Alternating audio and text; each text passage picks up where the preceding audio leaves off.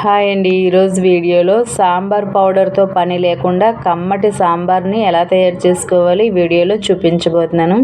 చాలామందికి అపోహలు ఉంటాయి, సాంబార్ తయారు చేసుకోవాలి అంటే సాంబార్ పౌడరే ఉండాలి అని. కానీ సాంబార్ పౌడర్తో పని లేకుండా టేస్టీగా ఈ సాంబార్ని ఎలా తయారు చేసుకోవాలో మన వీడియోలో చూద్దాం. మన వీడియోలోకి వెళ్ళబోయే ముందు మన ఛానల్ ఎవరైనా ఫస్ట్ టైం చూసినట్లయితే వీడియోని లైక్ చేయండి. యూజ్ అవుతుంది అనుకుంటే మీ ఫ్రెండ్స్ అండ్ ఫ్యామిలీకి ఫార్వర్డ్ చేసి మన ఛానల్ని సబ్స్క్రైబ్ చేయండి. ఇప్పుడు ఈ కమ్మటి సాంబార్ని ఎలా తయారు చేసుకోవాలో ఈ వీడియోలో చూసేద్దాం. ముందుగా కందిపప్పుని తీసుకొని నీట్గా వాష్ చేసుకొని 1 నుంచి 2 గంటల పాటు నానబెట్టుకోవాలి. ఇలా నానబెట్టడం వలన సాంబారు చాలా టేస్టీగా ఉంటుంది. కొంతమంది డైరెక్ట్గా కుక్కర్లోనే వేసి కుక్ చేస్తారనమాట. అలా కాకుండా నేను చెప్పే టిప్స్ మీరు ఫాలో అవుతూ చేసినట్లయితే సాంబారు చాలా టేస్టీగా ఉంటుంది, పప్పు కూడా మెత్తగా ఉడుకుతుంది. నేను 1 గంట ముందుగానే నానబెట్టాను వాష్ చేసుకొని. ఈ పప్పు కడిగిన నీళ్ళు, బియ్యం కడిగిన నీళ్ళు మొక్కలు ఏవైనా ఉంటే వాటికి వేసినట్లయితే మొక్కలు చాలా హెల్తీగా ఉంటాయి. ఇలా నానబెట్టుకున్న పప్పుని కుక్కర్లో వేసుకోవాలి. తగినన్ని వాటర్ వేసుకొని పచ్చిమిరపకాయలు చిన్నగా హోల్ పెట్టుకొని వేసుకోవాలి. మరి పూర్తిగా కట్ చేసి వేసినట్లయితే మరి ఘాటు ఎక్కువగా దిగేస్తుంది. చిటికెడు పసుపు కూడా వేసుకొని కుక్కర్లో మూత పెట్టుకొని 8 నుంచి 10 విజిల్లు వేయించుకోవాలి. మీ కుక్కర్ ప్రెజర్ని బట్టి కొన్ని కుక్కర్లు 3 విజిల్స్కి అయిపోతాయి, కొన్ని కుక్కర్లు కొంచెం విజిల్స్ ఎక్కువగానే పడతాయి. మొత్తానికైతే చాలా సాఫ్ట్గా ఉడకాలి, పప్పు అనేది ఉండకూడదు, అంతవరకు విజిల్లు వేయించుకోవాలి. తర్వాత మీ టేస్ట్కి తగ్గట్టుగా చింతపండుని వాష్ చేసుకొని ఒక 10 నిమిషాల పాటు నానబెట్టుకోవాలి. తర్వాత మనం ఈ సాంబార్లోకి కొన్ని వెజిటేబుల్స్ అయితే యాడ్ చేయవలసి ఉంటుంది.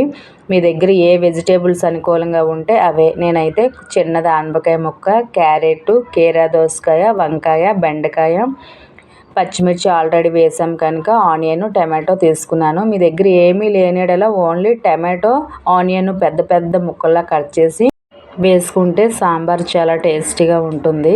ఇవి ఉండాలి అవి ఉండకూడదు అని ఏమీ లేదు, మనకి దగ్గర అనుకూలంగా ఉన్న వెజిటేబుల్సే వేసుకోవాలి. అయితే చాలామంది సాంబార్ చేసేటప్పుడు మొత్తం అన్నీ ఒకేసారి కట్ చేసుకొని పప్పుతో పాటు ఉడికిచ్చేస్తారు. అలా చేసినట్లయితే సాంబార్ అస్సలు టేస్టే ఉండదు. అది మరి ఈ పచ్చిమిరపకాయలు, ఆనియన్స్ ఇవన్నీ పేస్ట్లాగా అయితే ఏం బాగోదు కదా. మనకి ఎప్పుడు కూడా పప్పు ఫ్లేవర్ తోటి ముక్కలాగా ఉండాలి, చక్కగా లోపల వరకు సమానంగా కుక్ అయ్యి పప్పు ఫ్లేవర్ అంతా ఈ వెజిటేబుల్స్కి పట్టినట్లయితేనే సాంబార్ చాలా టేస్టీగా ఉంటుంది.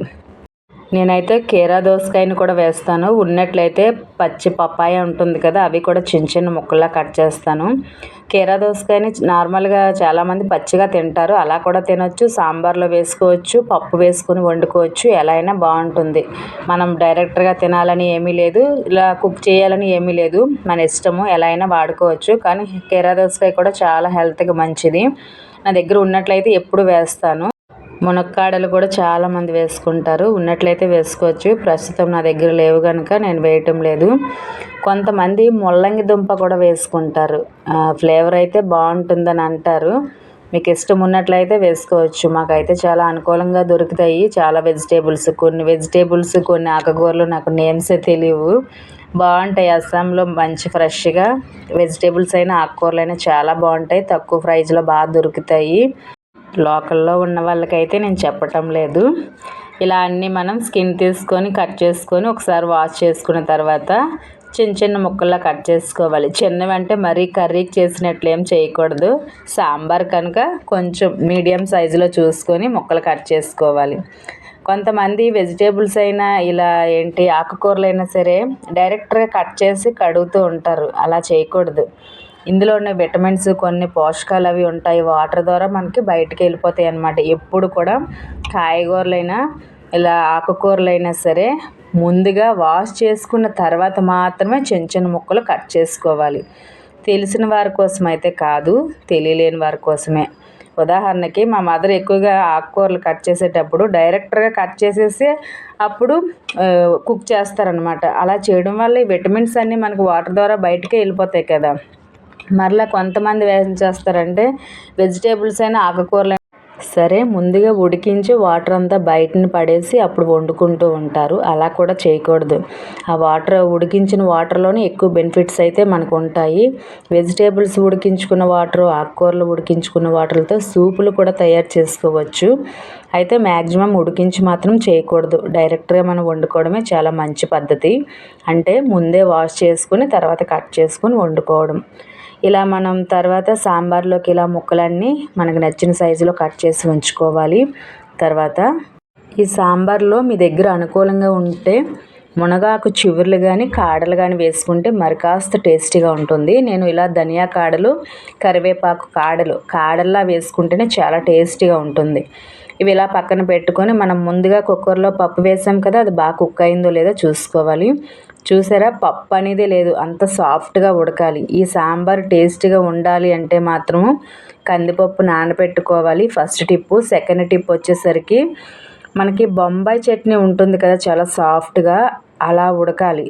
ఆ తర్వాత మాత్రమే మనం ముందుగా కట్ చేసుకున్న వెజిటేబుల్స్ అన్నీ వేసుకొని ఉప్పు, కారం మీ టేస్ట్కి తగ్గట్టుగా వేసుకోవాలి. నేనైతే ఇంట్లో వంటకారం మాత్రమే వేసాను. మీకు ఎక్స్ట్రా ఇష్టం ఉన్నట్లయితే రెడ్ చిల్లీ పౌడర్ కూడా వేసుకోవచ్చు.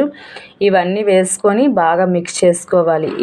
మనం వేసిన వంటకారం, సాల్ట్, మసాలా ఈ ఫ్లేవర్స్ అన్నీ పప్పుకి ఈ ముక్కలకి బాగా పట్టే వరకు 1 నిమిషం పాటు బాగా మిక్స్ చేసుకొని మీరు విజిల్ పెట్టుకున్నా పర్వాలేదు, కానీ 1 విజిల్ మాత్రమే పెట్టాలి. ఎందుకు అంటే మరి కాయగూర ముక్కలన్నీ మెత్తగా అయిపోయే అవకాశం ఉంటుంది. నేనైతే ఎప్పుడు విజిల్ పెట్టను. నార్మల్గా ఒక 5 నుంచి 10 నిమిషాల పాటు సిమ్లో వదిలేసినట్లయితే చాలా బాగా కుక్ అవుతాయి. మనకి కుక్ అయినట్టు ఇలా కొంచెం అడుగు పట్టినట్టు వస్తుంది, అలా అని మాడిపోయినట్టు ఏం కాదు.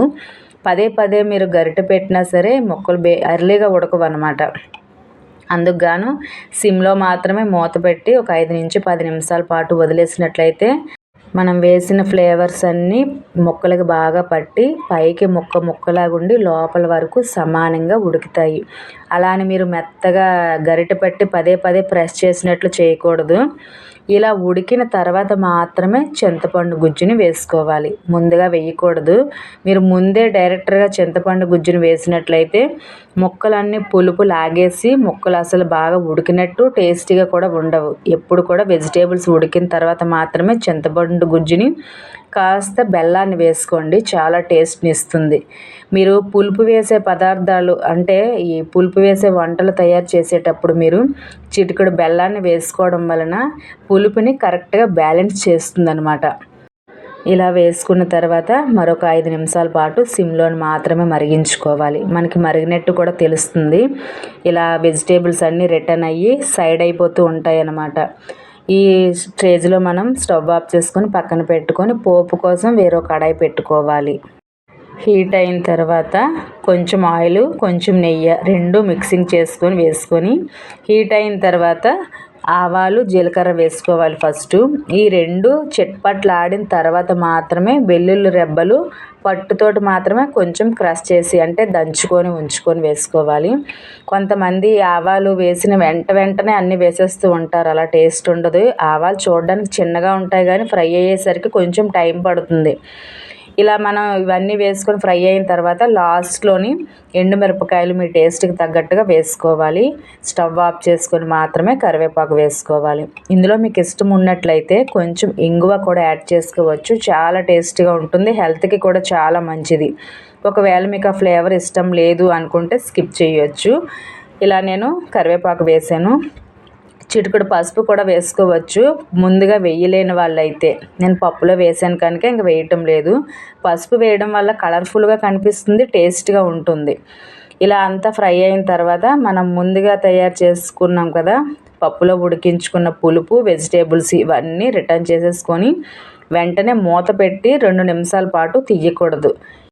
2 నిమిషాల తర్వాత ఈ పోపు ఫ్లేవర్ అంతా సాంబార్కి పట్టే వరకు బాగా మిక్స్ చేసుకొని ఒక 10 నిమిషాలు చల్లారిన తర్వాత అంటే గోరువెచ్చగా అయిన తర్వాత మనం రైస్తో సర్వ్ చేసుకుంటే చాలా బాగుంటుంది. ఏ రెసిపీస్ అయినా సరే మనం వేడివేడిగా కాకుండా కొంచెం పర్మనెంట్ అంటే మనం వేసిన ఫ్లేవర్స్ అన్నీ దానికి పట్టే వరకు అంటే పర్మనెంట్ అయ్యే వరకు ఉంచుకొని సర్వ్ చేసుకుంటే చాలా టేస్టీగా ఉంటుంది. నేను తర్వాత అయితే రైస్ తోటి మిక్స్ చేసుకొని తిన్నామన్నమాట. నేనైతే ఒక 4-6 మంత్స్ అవుతుంది సాంబార్ చేసి. మళ్ళీ ఈరోజు చేశాను. ఎందుకంటే నేను సాంబార్ చేసినట్లయితే ఎక్కువగా రైస్ తినేస్తూ ఉంటాను. అందుకు గాని ఎక్కువగా చేయను. నాకు అంత ఇష్టము సాంబార్ అంటే. అందులో నేను చేసుకున్న సాంబార్ నాకు ఇంకా ఇష్టము.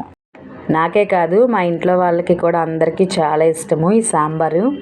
నాకు ఏవైనా ఇష్టమున్నవి అయితే నేను ఎక్కువగా తయారు చేయను. ఎందుకంటే ఎక్కువగా రైస్ తినేస్తూ ఉంటాను కనుక. ఈ మధ్యకాలంలో కొంచెం వెయిట్ అయితే పెరిగాననమాట. తగ్గాలి అనే ఉద్దేశంతో నేను ఎక్కువగా చేయటం లేదు. వేరే ఉద్దేశంతో అయితే కాదు. ఈ వీడియో అయితే మీకు నచ్చిందని అనుకుంటున్నాను. మీరు తప్పకుండా ట్రై చేయండి. ట్రై చేసి ఎలా వచ్చిందో నాకు కామెంట్ బాక్స్లో కామెంట్ చేయండి. మీరు ఎలా తయారు చేస్తారనేది కూడా నాకు కామెంట్ చేయండి. వీడియో నచ్చితే లైక్ చేయడం మాత్రం మర్చిపోవద్దు. మీరు ఇచ్చే లైక్ ఈ వీడియో మరికొంతమందికి రీచ్ అవుతుంది. నెక్స్ట్ మరొక మంచి వీడియోలో కలుద్దాం. అంతవరకు చూస్తూ ఉండండి వెంకటి అస్సాం ఛానల్.